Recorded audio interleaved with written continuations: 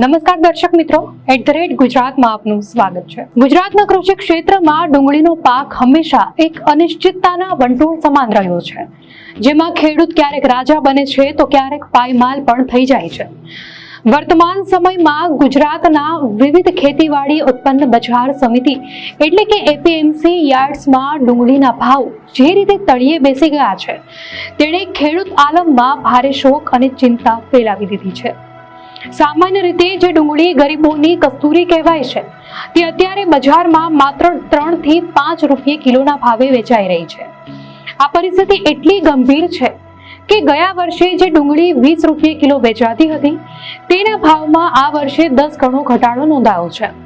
October મહિનામાં રાજ્યમાં જે રીતે કમોસમી વરસાદ ખાબક્યો હતો, તેણે પહેલા પાકની ગુણવત્તા બગાડી અને ઉતારામાં ઘટાડો કર્યો, અને હવે જ્યારે ખેડૂત થોડો ઘણો બચેલો પાક લઈને બજારમાં જાય છે, ત્યારે તેને મળતા દામ તેના પરસેવાની કિંમત પણ વસૂલ કરી શકતા નથી। ખાસ કરીને અમરેલી અને ભાવનગર જેવા ડુંગળીના ગઢ ગણાતા જિલ્લાઓમાં તો હદેદ્રાવક દ્રશ્યો જોવા મળી રહ્યા છે, અને ખેડૂતોએ ભારે હૈયે પોતાના તૈયાર ખેતરમાં ઘેટા બકરા અને ભેંસોને ચરવા માટે છોડી દીધા છે, કારણ કે ડુંગળીની લણણી કરવાનો અને તેને યાર્ડ સુધી લઈ જવાનો મજૂરી ખર્ચ પણ ભવિષ્યમાં મળનારી કિંમત કરતા વધી જાય તેમ છે। સૌરાષ્ટ્રના અમરેલી જિલ્લાના સાવરકુંડલા તાલુકામાં આવેલા વિદ્યાળા ગામના ખેડૂત અશરફભાઈ મકવાણાની કહાની અત્યારે હજારો ખેડૂતોની વેદનાનો પડઘો પાડે છે। અશરફભાઈએ પોતાના 10 વીઘાના ખેતરમાંથી 8 વીઘામાં ડુંગળીનું વાવેતર કર્યું હતું, અને પાક તૈયાર કરવા પાછળ 54,000 રૂપિયાનો મોટો ખર્ચ કર્યો હતો, પરંતુ જ્યારે નવેમ્બર મહિનામાં પાક લેવાનો સમય આવ્યો, ત્યારે બજારમાં મણના ભાવ માત્ર 60 રૂપિયા બોલાતા હતા। તેમણે ગણતરી કરી કે જો તેઓ ડુંગળી ખોદવા માટે મજૂરો રાખે તો 12,000 રૂપિયાનો વધારાનો ખર્ચ થાય, જેની સામે બજારમાં મળનારી રકમ કદાચ તેનાથી પણ ઓછી હોય। અંતે હારીને તેમણે 6 નવેમ્બરે ઊભા પાકમાં પશુઓ ઉતારી દીધા અને ડુંગળીને જમીનમાં જ દાટી દેવા માટે ખેડાણ કરી દીધું। આ એક ખેડૂત માટે પોતાના સંતાન જેવા પાકને પોતાની નજર સામે નષ્ટ કરવાની અત્યંત પીડાદાયક ક્ષણ હોય છે।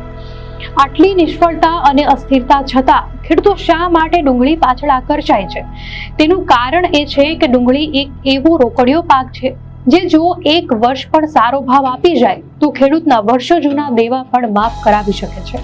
તળાજાના પાદરી ગામના અરવિંદભાઈ પરમાર જેવા ખેડૂતો ડુંગળીની ખેતીને એક એવો જુગાર માને છે, જેમાં 5 વર્ષમાં 3 વર્ષ નુકસાન જાય તો પણ 1 વર્ષનો નફો બધી કચાશ પૂરી કરી દે છે।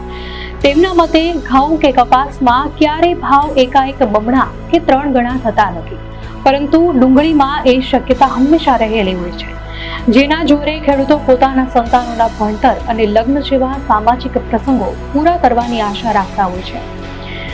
ડુંગળીના બજારમાં આવતી આ ભયંકર મંદી પાછળ અનેક જટિલ કારણો જવાબદાર છે, જે માત્ર ખેતર સુધી સીમિત નથી પણ વૈશ્વિક વેપાર સુધી પણ ફેલાયેલા છે। ગુજરાતમાં ખેડૂતો વર્ષમાં 3 વાર ડુંગળીના પાક લે છે, જેમાં શિયાળુ પાક સૌથી મોટો હોય છે।